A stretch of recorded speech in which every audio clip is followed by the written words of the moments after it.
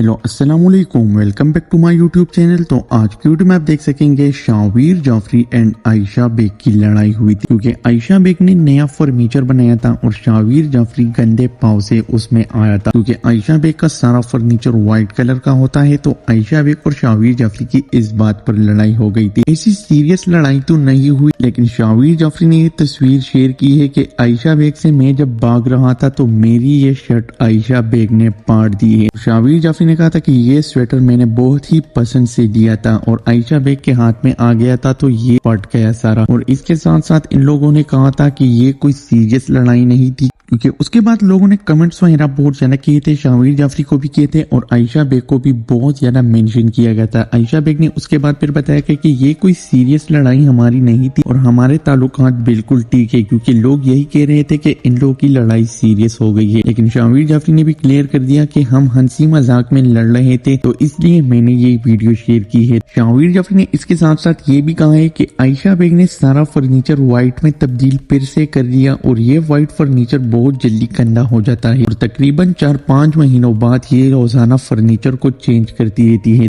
तो मेरी और आयशा बेग पे इस बात पर रोजाना आर्गुमेंट्स होते रहते हैं कि फर्नीचर को दूसरा कलर देते हैं, क्योंकि इन लोगों का सारा घर बिल्कुल व्हाइट है और सारे फर्नीचर में अगर एक दाग भी लग जाए तो बिल्कुल ही गंदा लगता है। क्योंकि पिछली बार आयशा बेग ने कहा था कि मैं जब इस्लामाबाद गई थी तो शाहवीर जाफरी ने फर्नीचर पर चाय गिराई थी और उसकी तस्वीर भी शाहवीर जाफरी ने शेयर की थी, जिसके बाद आयशा बेग ने कहा था कि मैंने वो पूरा सोफा ही तब्दील कर दिया। तो अब तक के लिए इतना ही। Hope you guys like the video. अब तक के लिए इतना ही। Okay bye.